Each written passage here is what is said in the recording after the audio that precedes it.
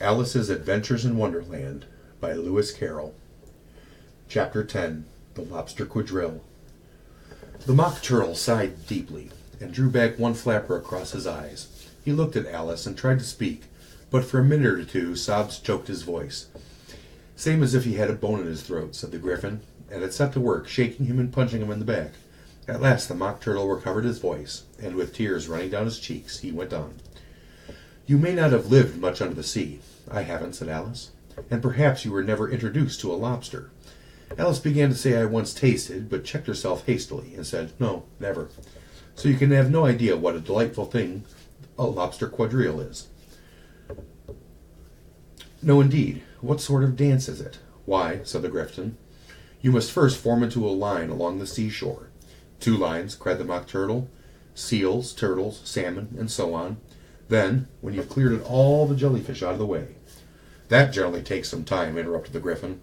"You advance twice, each with the lobster as a partner," cried the Gryphon. "Of course," the Mock Turtle said. "Advance twice, set to partners, change lobsters, and retire in the same order," continued the Gryphon.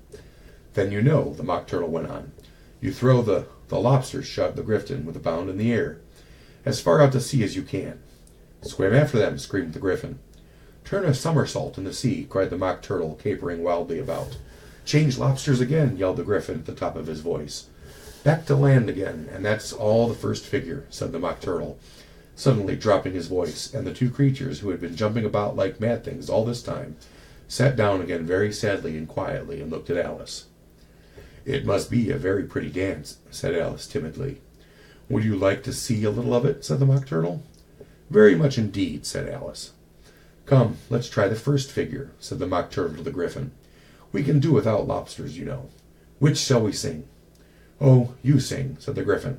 "I've forgotten the words."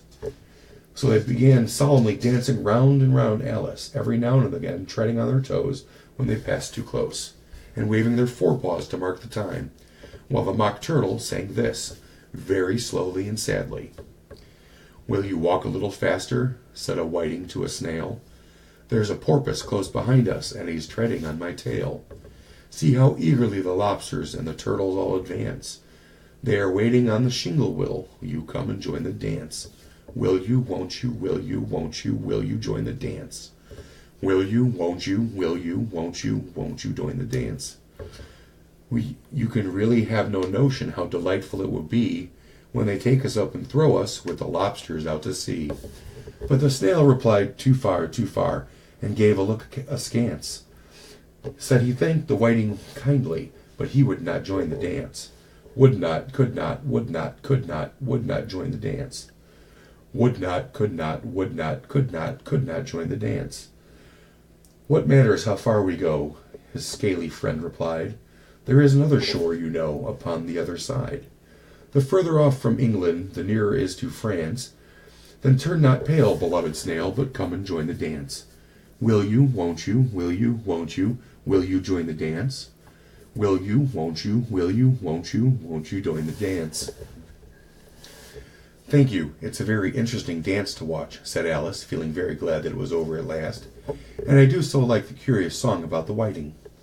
"Oh, as to the whiting," said the Mock Turtle, you've seen them, of course." "Yes," said Alice. "I've seen them at Din—" She checked herself hastily.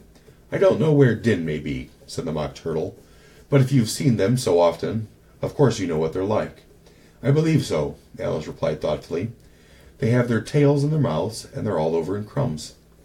"You're wrong about the crumbs," said the Mock Turtle. "Crumbs would all wash off in the sea. But they have their tails in their mouth, and the reason is—" Here the Mock Turtle yawned and shut his eyes. "Tell her about the reason and all that," he said to the Gryphon. "The reason is," said the Gryphon, "that they would go to the lobsters to dance, so they got thrown out to sea. So they had to fall a long way, so they got their tails fast in their mouths, so that they wouldn't get them out again. That's all." "Thank you," said Alice. "It's very interesting. I never knew so much about a whiting before." "I can tell you more than that, if you like," said the Gryphon. "Do you know why it's called a whiting?" "I've never thought about it," said Alice. "Why?" "It does the boots and shoes," the Gryphon replied very solemnly. Alice was thoroughly puzzled. "Does the boots and shoes?" she repeated in a wondering tone. "Why, What are your shoes done with? Said the Gryphon. I mean, what makes them so shiny? Alice looked down at them and considered a little before she gave her answer. They're done with blacking, I think. Boots and shoes under the sea, the Gryphon went on in a deep voice, are done with a whiting. Now you know. And what are they made of? Alice asked in a great tone of curiosity. Soles and eels, of course, the Gryphon replied rather impatiently. Any shrimp could have told you that. If I'd have been the whiting, said Alice, whose thoughts were still running on the song, I'd have said to the porpoise, keep back, please, we don't want you with us. They were obliged to have him with them, the Mock Turtle said. No wise fish would go anywhere without a porpoise. Wouldn't it really? Said Alice in a tone of great surprise. Of course not, said the Mock Turtle. Why, if a fish came to me and told me he was going on a journey, I should say, with what purpose? Don't you mean purpose? Said Alice. I mean what I say, the Mock Turtle replied in an offended tone. And the Gryphon added, come, let's hear some of your adventures. I could tell you my adventures, beginning from this morning, said Alice a little timidly, but it's no use going back to yesterday, because I was a different person then. Explain all that, said the Mock Turtle. No, adventures first, said the Gryphon in an impatient tone. Explanations take such a dreadful time. So Alice began telling them of her adventures from the time when she first saw the white rabbit. She was a little nervous about it just at first. The two creatures got so close to her, one on each side, and opened their eyes and mouth so very wide. But she gained courage as she went on. Her listeners went perfectly quiet, till she got to the part about her repeating, you are old, Father William, to the caterpillar, and the words all coming different, and the Mock Turtle drew a long breath and said, that's very curious. It's all about as curious as it can be, said the Gryphon. It all came different, the Mock Turtle repeated thoughtfully. I should like to hear her try something and repeat something now. Tell her to begin. He looked at the Gryphon as if though he had some kind of authority over Alice. Stand up and repeat, 'tis the voice of the sluggard, said the Gryphon. How the creature orders one about and makes one repeat lessons, thought Alice. I might as well be at school at once.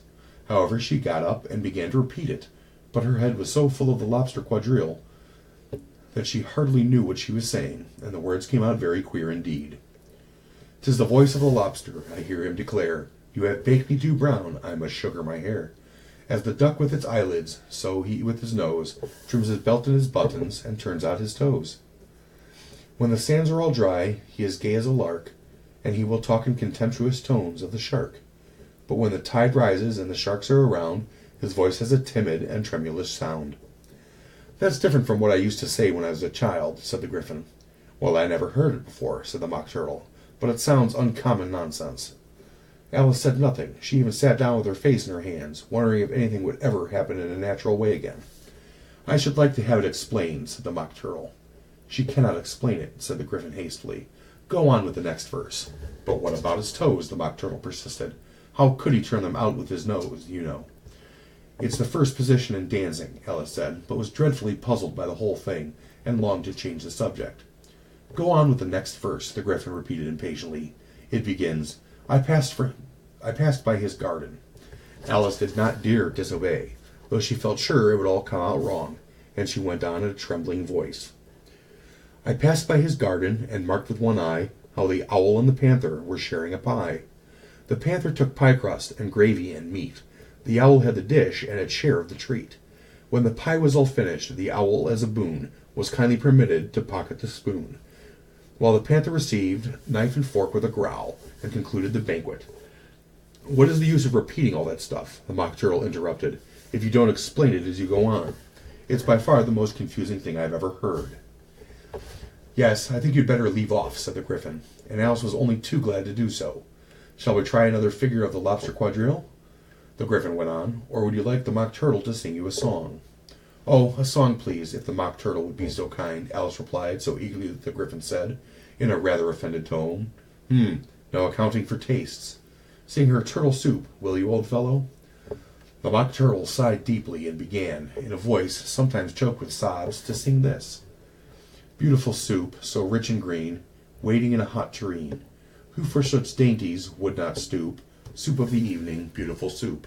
Soup of the evening, beautiful soup. Beautiful soup, beautiful soup. Soup of the evening, beautiful soup. Beautiful soup, who cares for the fish, game, or any other dish? Who would not give all for two, pennyworth only for beautiful soup, pennyworth only of beautiful soup, beautiful soup, beautiful soup, soup of the evening, beautiful soup. Chorus again, cried the Gryphon, and the Mock Turtle had just begun to repeat it, when a cry of "The trial's beginning" was heard in the distance. "Come on," cried the Gryphon, and taking Alice by the hand, it hurried off without waiting for the end of the song. "What trial is it?" Alice panted as she ran, but the Gryphon only answered, "Come on," and ran the faster, while more and more faintly came, carried on the breeze that followed them, the melancholy words, "Soup of the evening, beautiful, beautiful soup."